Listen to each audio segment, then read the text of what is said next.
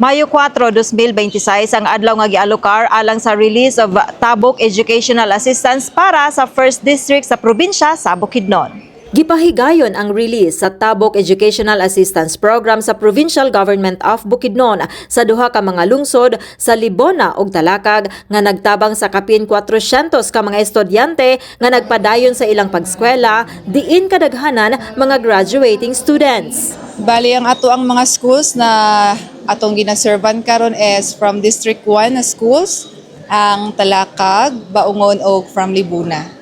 Sa Talakag, 208 ka mga benepisyaryo ang nakadawat ubos sa Batch 5A nga dakog pasalamat sa maong programa nga makatabang sa ilang pagskwela. Kay dako na ni siya tabang labi na nga intern ko. I am Janice D. Paila, graduating student at Bukidnon State University, Talakag, Bukidnon. Importante gini ma'am kay samot ta karon nga graduating we digan kay may mga bayronon. Kini nga educational assistance sa Tabok kay dako kay ning tabang sa kwa kay isa sad kay daghan kay may bayronon sa among eskwelahan is kay tungod kay 4th year me o graduating pud me. Daghan salamat sir Governor Rogelio Neil Pipito Roque.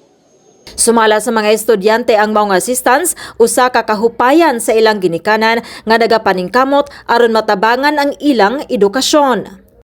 Samtang sa Libona, 237 usab ka mga estudyante ang nakabenepisyo ubos sa Batch 5B nga nagpadayon sa pagdawat sa pinansyal nga tabang gikan sa pangagamhanang probinsyal.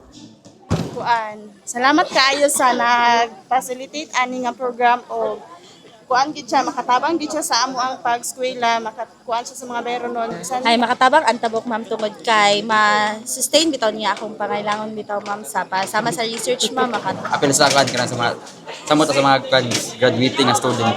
Graduating ka karon. Yes, ma'am. Tao kaya masalamat sa iya kay nagatabang dako samot sa samuha nga kuan galisod sa kan pambayad sa graduation. Gipangunahan ni Governor Rogelio Neil Roque uban sa mga opisyales sa probinsya ang pag-alokar og pondo alang niini nga programa. Tumong niini nga mapagaan ang obligasyon sa mga estudyante sa eskwelahan ug masiguro nga magpadayon sila sa ilang pagtuon. Nagpabilin nga prioridad sa Provincial Government of Bukidnon ang edukasyon isip pundasyon sa mas maayong kaugmaon sa kabatan-unan. We are graduating students. Daghang salamat, Governor Roque!